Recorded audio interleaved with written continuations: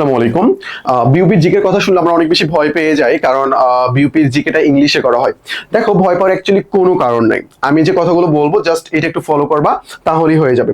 দেখো, প্রথমত তোমার এখানে ইংলিশে কোশ্চেন করা হচ্ছে, যার কারণে অনেক বেশি ভয় পেয়ে যাও। তো তুমি কি ইংলিশ পড়ো নাই? 1 থেকে 12 পর্যন্ত তুমি ইংলিশ পড়ে আসছো, তাই না? তখন জিকেটা ইংলিশে কিভাবে কোশ্চেন করা হয় দেখো। প্রথম কাজ হবে তোমার বাংলায় জিকেটা কমপ্লিট করা। বাংলায় জিকেটা কি করা? কমপ্লিট করে ফেলা। ধরো তুমি আজকে অ্যানশিয়েন্ট হিস্ট্রি অফ বেঙ্গল পড়তেছো বা প্রাচীন বাংলার ইতিহাস পড়তেছো। এই প্রাচীন বাংলার ইতিহাস তোমার যে বইটা রয়েছে এই বই থেকে ভালোভাবে কমপ্লিট করে নেবা। ভালোভাবে কমপ্লিট করার পর ইংরেজি একটা বই কিনবা আর কি, মানে জিকে ইংলিশ ভার্সন যে বইটা রয়েছে ওইটা কিনবা। ওইটা কিনে তুমি ওইখান থেকে ওই টপিকসটাই পড়বা, জাস্ট তোমাকে কি করতে হবে? কিছু ওয়ার্ড শিখতে হবে। পড়া তোমার বেসিক জানা সবকিছু তুমি করবা বাংলার যে জিকে বই তোমার রয়েছে ওইখান থেকে। আর নতুন নতুন ওয়ার্ড জানবা, যেমন যত জনপদের ইংরেজি কি, সম্রাটের ইংরেজি কি, রাজার ইংরেজি কি, রাজ্যের ইংরেজি কি, মুক্তিযুদ্ধের ইংরেজি কি, সংবিধানের ইংরেজি কি, এই বিষয়গুলো জানবা। এই বিষয়গুলো তুমি ওইখান থেকে জেনে নেবা। এবং বাংলায় পড়ার সময় যে শব্দগুলো তুমি ওয়ার্ড মিনিং জানো না, বিউপির প্রিপারেশন নেওয়ার জন্য তুমি গুগল সার্চ করে এই বিষয়গুলো একটু দেখে নিবা, যে এটার ইংরেজি অ্যাকচুয়ালি কি হইতে পারে। এই বিষয়টা করে তুমি যদি পড়াশোনা করতে পারো তাহলে তুমি ইজিলি আগাতে পারবা। তো তোমাদের কাজ আমরা একটু সহজ করে দেই, চলো। তোমার কোন কোন টপিকস পড়তে হবে, মোস্ট ইম্পর্টেন্ট যে টপিকস গুলো, তুমি একটা স্ক্রিনশট দিয়ে নিতে পারো। এখান থেকে একটা স্ক্রিনশট দিয়ে নিতে পারো। আমরা কি করেছি জানো? বিগত বছরে যে বিউপির কোশ্চেন গুলো ছিল এই কোশ্চেন গুলো আমরা অ্যানালাইসিস করেছি।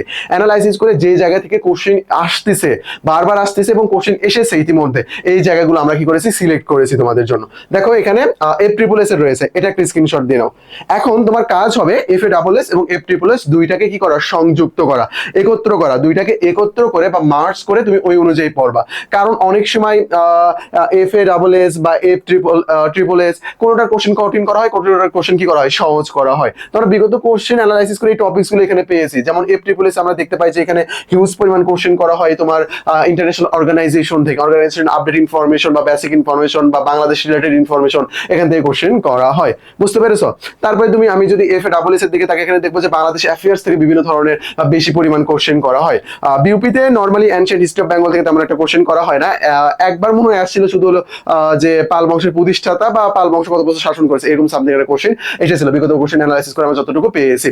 তো এখানে আমাদের Bangladesh affairs, recent affairs, international organisation বা ইন্টারন্যাশনাল অ্যাফেয়ার্স, এগুলো আসলে মোস্ট ইম্পর্টেন্ট। এই বিষয়গুলো তোমরা দেখে নিবা, স্ক্রিনশট দিয়ে এইগুলো ভালোভাবে পড়ে নিবা। তো এখানে কিছু ট্যাক্স দেওয়া আছে, তোমরা চাইলে একটা স্ক্রিনশট দিয়ে নিতে পারো। আর বিউপির জন্য তোমরা অবশ্যই Dhaka university question bank, BCS question bank, BUP question bank, এগুলো অবশ্যই পড়বা। যে ইউনিভার্সিটিতে পরীক্ষা দাও না কেন, Dhaka university question bank, BCS question bank, এটা মোস্ট ইম্পর্টেন্ট তোমার জন্য। এখানে আমাদের ব্যাচ সংক্রান্ত কিছু ইনফরমেশন দেওয়া রয়েছে, ডেসক্রিপশন বক্সেও ডিটেলস তুমি সবকিছু পেয়ে যাবা, তুমি ওখান থেকে দেখে নিতে পারো। আর জিকে আলটিমেট সাজেশন আমি তোমাদেরকে কিছু কথা বলি আর কি। জিকে আলটিমেট সাজেশন ইউনিভার্সিটি অ্যাডমিশনের টোটাল সিলেবাসের উপর নির্ভর করে আমাদের জিকে আলটিমেট সাজেশন বইটা মেক করা। টোটাল যে সিলেবাসটা রয়েছে এটার উপর ভিত্তি করে মেক করা। অর্থাৎ একটা ইউনিভার্সিটি অ্যাডমিশনে কোন কোন জায়গা থেকে কোশ্চেন আসতে পারে এবং কোন কোন জায়গা থেকে কোশ্চেন এসেছে সেটার উপর ভিত্তি করে আমরা একটা বেসিক বা ফাউন্ডেশন বই মেক করেছি। এখানে গার্বেজ বা অতিরিক্ত ইনফরমেশন এগুলো কোনো কিছু নাই। একটা টপিক্সের ঠিক কোন কোন বিষয়গুলো তোমার জন্য পড়তে হবে, কোন কোন বিষয়গুলো অনেক অনেক বেশি ইম্পর্টেন্ট, এইটা এখানে খুব সুন্দর করে উপস্থাপন করা আছে। ধরো তুমি কি পড়বা এখন? ধরো তুমি এখন পড়বা হলো বাংলাদেশের চিত্রশিল্পী। তো মোস্ট ইম্পর্টেন্ট যে চিত্রশিল্পী যারা রয়েছে, যে চিত্রকর্মগুলো রয়েছে এখানে খুব সুন্দর করে দেওয়া আছে। রিসেন্টলি তোমাদের পরীক্ষা যেগুলো হয়ে গেল ওখানে কমন ছিল, এখান থেকে এইগুলো ভালোভাবে পড়ে নিবা।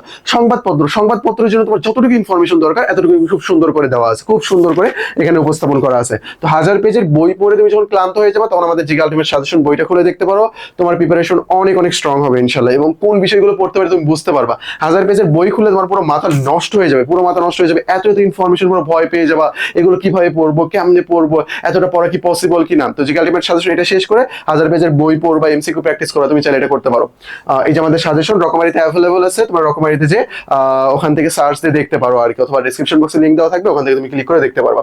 এটা আমাদের টেলিগ্রাম নাম্বার। অ্যাডমিশন সংক্রান্ত যে কোনো সমস্যা আমাদেরকে নক দিতে পারো, আমরা ইনশাল্লাহ সলভ করে দেবো। যে কোনো সমস্যা, তুমি পড়তে যে কোনো সমস্যায় পড়েছো বা ইউনিভার্সিটি রিলেটেড কোনো সমস্যা, আমরা সেটা সলভ করে দেবো ইনশাল্লাহ। তো আজকে পর্যন্তই, আসসালামু আলাইকুম।